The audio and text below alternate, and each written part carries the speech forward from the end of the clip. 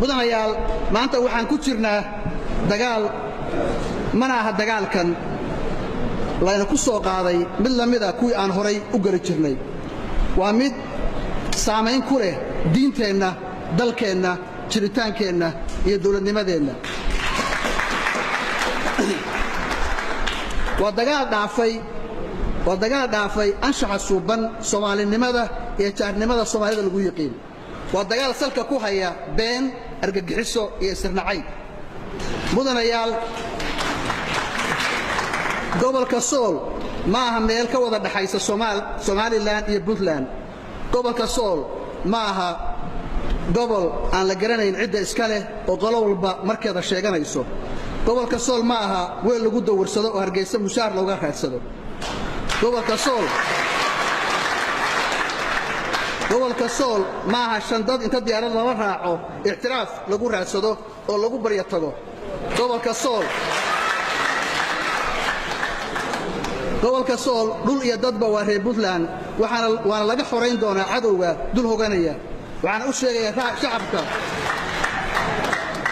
u sheegayaa shacabka gobolka Sool kuma noolaan doonaan colaad ciilqab iyo xabsiga maamulka Hargeysa haddii Allah idmo sidoo kale waxaan u sheegayaa shacweynaha Puntland tan iyo markii laascaanood la qabsaday reer Sool waxay ku jireen dulnimo cagajuglayn isku dir iyo dil joogta maantana waxa loogu daray caburin xabsi joogta ah in la yiraahdo dalka malihidiin ee iskaga guura sidaa darteed waxa la idinka doonayaa inaad garab istaagtaan qorshaha soo celinta gobolka Sool ee dawladdu wado shacabka Puntland waxay dawladdu u sheegaysaa inaad u hilisaan walaalihiin reer Sool lana garab istaagtaan naf iyo maalba sidoo kale waxaad ogaataan abaalka aad maanta dhigataan inuu noqon doono kayd idin yaal kumanaanka sano ee soo socda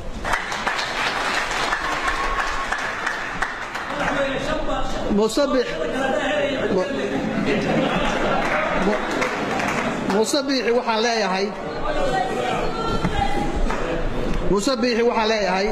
xaasha lilaahi beenta waa laga xishoodaa wada hadal ayaan federaal la gelayaa intaan Puntland soo weeraro xuduud ayaan soo xirayaa اعتراف بان دونيا هورا لو ير افجيحان با لو hadla iyo saan iriye kala aragnay tuuga ordaayiyo eeda kiifalay musabbixi wuxuu ku doodayaa Ingiriis ayaa gobolka Sool na siiyay waxaan u sheegaynaa Ingiriis dhulkan ma laha wuxuu ahaa gumaysi maalmo joogay oo aan iska xoreynay kumanaan daraawiisha iyo Soomaali kale ayaa dhiigooda u huray naftoodan u hibeeyay si ay iskaga xoreeyaan heeryadaas gumaysiga haddaba musabbixi waxaan leeyahay haddii Ingiriisu dhulku siinayo laascaano ma aha London xudunna ma aha Birmingham taleexna ma aha Cardiff shacabka Somaliland dawladda Puntland waxay u cadeynaysaa inay ula diyaarnahay walaaltinimo daris wanaag iyo wada noolaansho buuxa waxaana na farax gelinayaa sharaftiina iyo karaamadiinaba shacabka Soomaaliland waxaan u sheegaynaa musabbixi Puntland kaliya dhibaato kuma aha waxaad u baahan tihiin in laga badbaadiyo naftiisana ka badbaadisaan dhibta uu idinku hayo ugu dambeyntii dawladda Puntland waxay aqoonsan tahay xuduudii ay dawladihii Soomaaliya u kala samaysay gobolada Togdheer iyo Sool haddii ay wax ka khaldan yihiin waxaan kala hadlaynaa cid kasta oo samadoon ah laakiin gobolka Sool iyo gobolka Nugaal dhexdooda cid wada hadal ka doonaysa de waxaan ku leeyahay af aadan lahayn aamus lama yiraahdo beentaas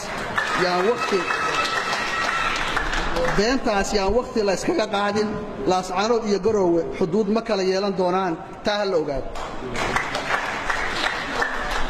mudanayaal iyo marwooyin waxaan u mahadcelinayaa dhammaan golaha wakiilada waxaan u rajaynayaa in kal fadhigan uu noqdo mid meel maraya ajandayaasha iyo shaqooyinka hor yaala kuna dhamaada guul waxaan si rasmi ah ugu dhawaaqayaa in kal fadhiga 41 ee golaha wakiilada Puntland uu furan yahay. Assalaamu calaykum warahmatullahi